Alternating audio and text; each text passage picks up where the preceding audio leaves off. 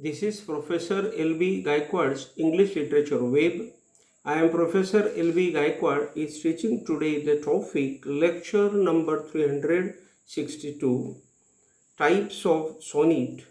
Here Miltonic Sonnet and part 3rd. Remember, before going to the topic, I will request you to like and subscribe my channel. I will request you again to see all the notes which I have put in the description box. Now we will go to the topic. In the first and second parts, we studied the Italian Sonnet, the Shakespearean Sonnet and the Spenserian Sonnet. And in this part, we are learning the Miltonic Sonnet and the conclusion of the sonnet. Now the topic is Miltonic Sonnet. John Milton was the 17th century sonneteer who wrote his sonnets following the rhyme scheme of the Petrarchan Sonnet, but using his own rhyme scheme, and hence they are known as the Miltonic Sonnets. So remember here, John Milton's sonnet we are studying. John Milton was the poet of the 17th century who wrote his literature, who wrote his sonnets by following the sonnets of Petrarch, but he changed it and he used his own rhyme scheme, and that's why these sonnets are called as the Miltonic Sonnet. He has used only the two sections of the octave and sestet, means he uses their two sections. The first section is octave and the second is sestet. The octave is of 8 lines with AB, BA, AB, BA rhyme scheme, and the sestet is of 6 lines with cdc-dcd rhyme scheme. In the octave section, he makes readers familiar with his thought and completes it in the second section of the sestet, breaking other sonneteers format.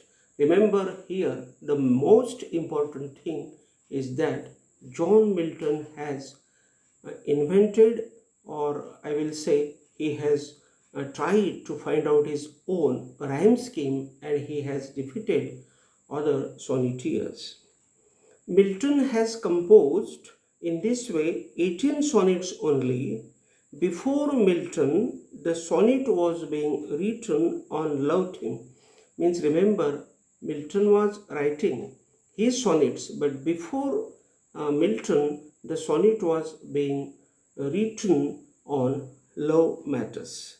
He has heightened the sonnet by writing love sonnets. Means Milton has written the love sonnets and he has progressed this sonnet too much. He has also written the religious sonnets, and with the help of these religious sonnets also he has heightened progress the limit of the sonnets. He made sonnet easy for others by expressing his personal, religious and political thoughts through them. Now, the last point we are discussing is the conclusion. Thus, we observe sonnet as a highly artificial verse form, I will say. Means here the important thing is that the sonnet is the highly artificial verse form, means it is the poem form, means it is the lyrical poem, I will say. It makes the sonneteer limited to the thought, means this lyric means I will say sonnet is such type of type in which the poet has to limit his emotions and thoughts, otherwise the poem will be a long poem. And thus Milton makes his readers familiar to the thoughts and their purpose. The English poets changed the Italian form of the sonnet. Remember, there are the English poets who have who have changed the Italian form of the sonnet and gave it a new face of the English sonnet. Wordsworth and Matthew Arnold sang only the simple facts through sonnets and opened them with lighter and happy matters of life to public, making simple and clear. Remember, Wordsworth is the natural poet, I will say. He has written the sonnets, I will say, on the basis of imagination, nature, and he has told that the nature is the guide, the master, the god for the man.